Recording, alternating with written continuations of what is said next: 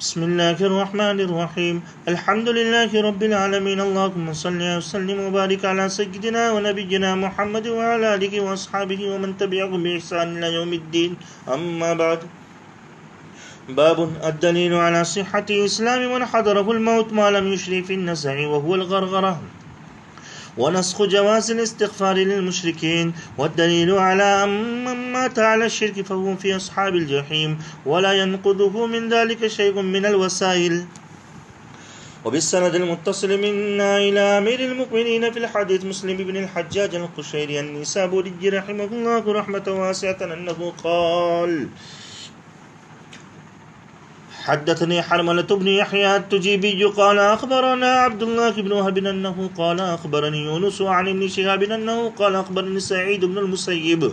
عن أبيه رضي الله تعالى عنه أنه قال: لما حضرت أبا طالب الوفاة جاءه رسول الله صلى الله تعالى عليه وسلم فوجد عنده أبا جهل وعبد الله بن أبي أمية بن المغيرة، فقال رسول الله صلى الله تعالى عليه وسلم: يا عمي قل لا إله إلا الله كلمة أشهد لك بها عند الله. فقال أبو جهل وعبد الله بن أبي أمية: يا أبا طالب ترغب عن ملة عبد المطلب. فلم يزل رسول الله صلى الله تعالى عليه وسلم يعرضها عليه ويعيد له تلك المقالة حتى قال أبو طالب آخر ما كلمهم هو على ملة عبد المطلب وأبى أن يقول لا إله إلا الله. فقال رسول الله صلى الله تعالى عليه وسلم: أما والله لا أستغفرن لك ما لم أنه عنك. فأنزل الله عز وجل: ما كان للنبي والذين آمنوا أن يستغفروا للمشركين ولو كانوا أولي قربى من بعد ما تبين لهم أنهم أصحاب الجحيم. وأنزل الله تعالى في أبي طالب فقال لرسول الله صلى الله تعالى عليه وسلم: إنك لا تهدي من أحببت ولكن الله يهدي من يشاء وهو أعلم بالمهتدين. وبه قال حدثنا إسحاق بن إبراهيم وعبد بن حميد أنهما قال أخبرنا عبد الرزاق قال أخبرنا معمر قال وحدثنا حسن الحلواني وعبد بن حميد أنهما قال حدثنا يعقوب وهو ابن إبراهيم بن سعد أنه قال حدثني أبي عن صالح كلاهما عن الزهري بهذا الإسناد مثله، غير أن حديث صالح انتهى عند قوله فأنزل الله عز وجل فيه ولم يذكر الآيتين، وقال في حديثه ويعودان في تلك المقالة، وفي حديث معمر مكان هذه الكلمة فلم يزالا به. وبه قال حدثنا محمد بن عباد وابن أبي عمر أنهما قال حدثنا مروان عن يزيد وهو ابن كيسان عن أبي حازم عن أبي هريرة رضي الله تعالى عنهم أنه قال رسول الله صلى الله تعالى عليه وسلم لعمه عند الموت: قل لا إله إلا الله وأشهد لك بها يوم القيامة، فأبى فأنزل الله: إنك لا تهدي من أحببته. وبه قال حدثنا محمد بن حاتم بن ميمون قال حدثنا يحيى بن سعيد قال حدثنا يزيد بن كيسان عن أبي حازم الأشجعي أن أبي هريرة رضي الله تعالى عنهم أنه قال رسول الله صلى الله تعالى عليه وسلم لعمه: قل لا إله إلا الله وأشهد لك بها يوم القيامة. قال: لولا أن تعجرني قريش يقولون إنما حمله على ذلك الجزاء لأقررت بها عينك. فأنزل الله: إنك لا تهدي من أحببت ولكن الله يهدي من يشاء. باب کا عنوان امام نووی رحمۃ اللہ علیہ نے قائم کیا ہے کہ اس باب میں آنے والی احادیث میں اس بات کا بیان ہے کہ جو شخص بھی مرتے وقت مسلمان ہو جائے تو اس کا ایمان صحیح ہے جب تک کہ جان کلی کی حالت میں نہ آ جائے، نزع کی حالت میں نہ آ جائے، اور اللہ کے ساتھ شرک کرنے والوں کے لیے دعائے مغفرت کرنا ممنوع ہے۔ جو شرک پر مرے گا وہ جہنمی ہے، کوئی بھی وسیلہ اس کے کام نہیں آئے گا۔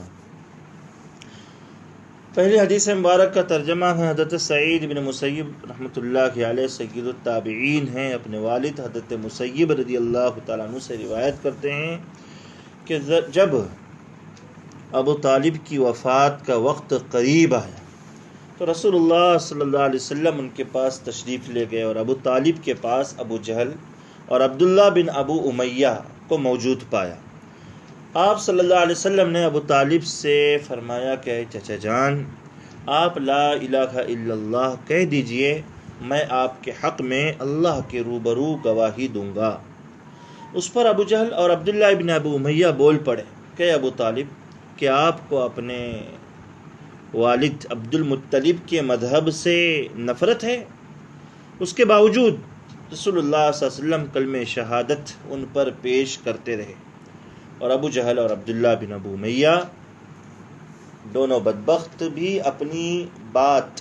ان پر دہراتے رہے ابو طالب کے سامنے، یہاں تک کہ ابو طالب کی آخری بات ان سے یہ تھی کہ میں عبد المطلب کے مذہب پر ہوں، اور ابو طالب نے لا الہ الا اللہ سے انکار کر دیا۔ رسول اللہ صلی اللہ علیہ وسلم نے فرمایا کہ میں آپ کے بارے میں اس وقت تک استغفار کرتا رہوں گا جب تک کہ مجھے آپ کے استغفار سے منع نہ کر دیا جائے اللہ کی طرف سے۔ اس پر اللہ تعالیٰ نے آیت مبارکہ نازل فرمائی کہ نبی اور مومنوں کو یہ زیبا نہیں ہے کہ وہ اللہ کے ساتھ شرک کرنے والوں کے حق میں استغفار کرے، اگرچہ قرابت دار اور رشتہ دار ہی کیوں نہ ہوں، جبکہ ان لوگوں پر واضح ہو چکا کہ اللہ کے ساتھ شرک کرنے والے جہنمی ہیں۔ اور اللہ تعالیٰ نے ابو طالب کے بارے میں یہ آیت نازل فرمائی جس میں رسول اللہ صلی اللہ علیہ وسلم کو خطاب کر کے فرمایا اللہ تعالیٰ نے کہ آپ جسے ہدایت دینا چاہیں نہیں دے سکتے، انک لا تہدی من احببت، ہاں ولیکن اللہ یہدی من یشاء، ہاں اللہ تعالیٰ جس کو چاہتا ہے ہدایت دیتا ہے، اور وہ ہدایت یافتہ لوگوں سے خوب اچھی طرح واقف ہے۔ ہدایت پانے والے لوگوں سے اللہ تعالیٰ خوب اچھی طرح واقف ہے۔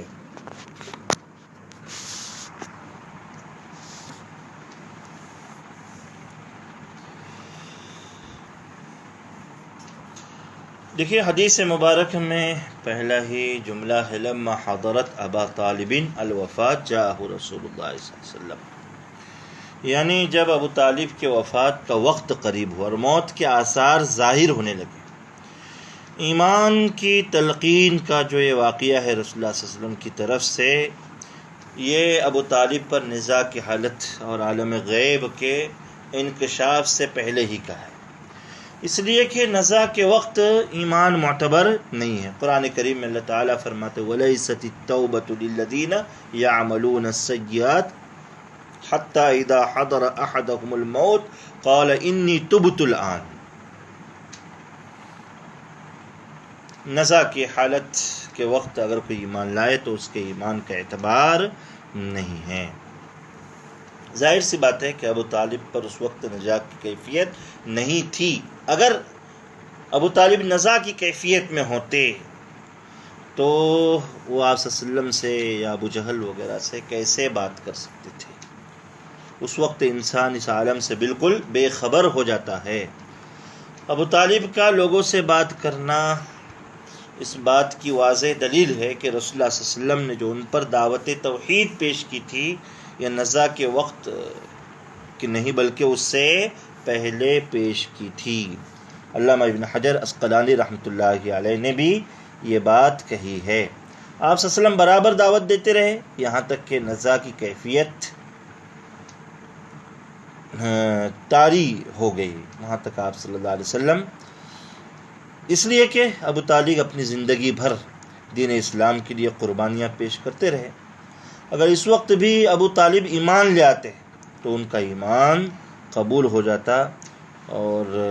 اس میں ابو طالب کی بڑی خصوصیت ہوتی، لیکن وہ ایمان نہیں لائے۔ تو فرعون نے بھی نزاع کے وقت میں یہ کہا تھا آمنت انہ لا الہ الا الذی آمنت بہ بنو اسرائیل وانا من المسلمین، مگر اس کے لیے اس وقت ایمان لانا کارآمد اور مفید ثابت نہیں ہوا، اس وجہ سے کہ وہ تو عالم غیب اب منکشف ہو چکا تھا، موت اپنے نظروں سے وہ دیکھ چکا تھا، تو اب اس کا ایمان لانا کوئی فائدہ مند نہیں ہوا۔ یہاں ایک نقطہ یہ بیان کیا جاتا ہے کہ اللہ کے رسول صلی اللہ تعالی علیہ وسلم کے، حجر اسقلانی رحمۃ اللہ علیہ نے لکھا ہے کہ 4 چچا تھے، 2 مسلمان ہوئے اور 2 اللہ کے انکار پر مر گئے۔ ابو لہب اور ابو طالب یہ انکار پر مرے، اور حضرت حمزہ اور حضرت عباس رضی اللہ تعالیٰ عنہما، ان دونوں کے نام بھی اسلامی تھے۔ اللہ تعالیٰ نے ان دونوں کو دین اسلام کی عظیم دولت سے نوازا، دین اسلام کی جو ہے عظیم دولت سے نوازا۔ تو ابو طالب کا اصل نام عبد مناف تھا، اور ابو لہب کا اصل نام عبد العزیٰ تھا۔ تو دونوں کے نام بھی غیر ایمان کی طرف اشارہ کر رہے تھے، تو ان کو ایمان کی توفیق نہیں ہوئی۔ تو اس سے یہ نقطہ حافظ صاحب رحمۃ اللہ علیہ نے لکھا ہے کہ اچھے نام کے اثرات اللہ کی طرف سے جو ہے مرتب ہوتے ہیں، اللہ کی طرف سے اچھے نام کے اثرات مرتب ہوتے ہیں۔ یہ نقطہ جو ہے یہ پتہ چلا۔ بعض شیعہ حضرات کا جو زعم باطل ہے کہ جو کہتے ہیں کہ ابو طالب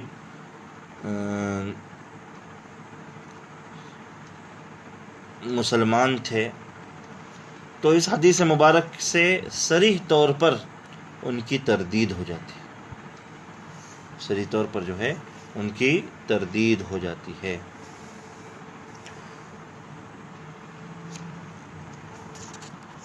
اصل میں شیعہ حضرات کا استدلال ابن اسحاق کی ایک حدیث سے ہے، فتح الملہم میں، جسے علامہ عثمانی رحمۃ اللہ علیہ نے ذکر کیا ہے، جس کا مضمون یہ ہے کہ جب ابو طالب کی وفات کا وقت قریب آیا، آج صلی اللہ علیہ وسلم کی دعوت قبول کرنے سے انہوں نے انکار کر دیا، تو اس کے بعد ان کے بھائی حضرت عباس نے ابو طالب کے ہونٹ ہلتے ہوئے دیکھے، اور جب ان کے پاس پہنچ کر کان لگا کر سنا تو ابو طالب کو کلمہ پڑھتے ہوئے سنا۔ پھر حضرت عباس نے حضور صلی اللہ علیہ وسلم کو خوشخبری سنائی کہ خدا کی قسم میرے بھائی ابو طالب نے آپ کا پیش کیا ہوا کلمہ پڑھ لیا۔ علامہ ابن حجر اسقلانی رحمۃ اللہ علیہ فرماتے ہیں کہ اگر ابن اسحاق کی اس حدیث کی سند صحیح ہوتی تو مسلم کی اصح روایت سے معارض اور اس کے ساتھ ٹکراؤ ہونے کی بنا پر قابل رد ہو جاتی، جبکہ ابن اسحاق کی روایت کی سند صحیح نہیں ہے، بلکہ اس میں مجہول راوی ہے، بلکہ اس میں مجہول راوی موجود ہے، لہذا اس روایت کو قبول نہیں کیا جائے گا۔ اس کے مقابلے میں نسائی شریف وغیرہ میں اتنا اضافہ ہے کہ جب ابو طالب کی وفات ہو گئی تو حضرت علی جو ان کے بیٹے تھے رضی اللہ تعالیٰ عنہ، آپ صلی اللہ علیہ وسلم کے پاس آ کر بولے، یا رسول اللہ، آپ کے بوڑھے اور ایمان سے ہٹے ہوئے چچا کا انتقال ہو چکا ہے۔ تو آپ صلی اللہ علیہ وسلم نے فرمایا کہ جاؤ اور گڑھا کھود کر مٹی سے چھپا دو۔ نسائی شریف کی روایت ہے۔ بعض روایت میں یہ بھی آیا کہ ابو طالب کی وفات کے بعد حضرت عباس رضی اللہ تعالیٰ عنہ رسول اللہ صلی اللہ علیہ وسلم سے کہنے لگے کہ ابو طالب جو زندگی بھر آپ کی مدد کرتے رہے، پشت پناہی کرتے رہے، اس کا آپ نے کیا بدلہ دیا اور آپ کی ذات سے ان کو کیا فائدہ پہنچا؟ تو آپ صلی اللہ علیہ وسلم نے فرمایا کہ ان کو معمولی عذاب دیا گیا، اگر میں نہیں ہوتا تو وہ جہنم کے سب سے نچلے طبقے میں ہوتے۔ یہ روایت صحیح بخاری وغیرہ میں موجود ہے۔ تو اس روایت سے، صحیح اور اصح روایات سے اس بات کی تردید ہو جاتی ہے جو شیعوں کا زعم باطل ہے، اس کی تردید ہو جاتی ہے کہ ابو طالب کا انتقال جو ہے یہ اللہ کے انکار پر ہوا ہے، اور آگے بھی مزید روایت آئے گی۔ حدیث مبارک کا باب سے تعلق بھی پتہ چل گیا کہ ایمان ہی جو ہے ذریعہ نجات ہے اللہ کے یہاں پر۔ باقی انسان زندگی کے اندر جتنوں نیک اعمال کرے، اچھائی کے کام کرے، ابو طالب نے رسول اللہ صلی اللہ علیہ وسلم کا خوب تعاون کیا، لیکن ایمان پر ان کا انتقال نہیں ہونے کی وجہ سے رسول اللہ صلی اللہ علیہ وسلم کا وسیلہ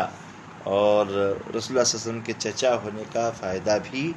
ان کو نجات کی شکل میں، کلی نجات کی شکل میں جو ہے حاصل نہیں ہوا۔ اللہ تعالی ہم تمام کا بھی خاتمہ بالخیر فرمائے، خاتمہ ایمان پر فرمائے۔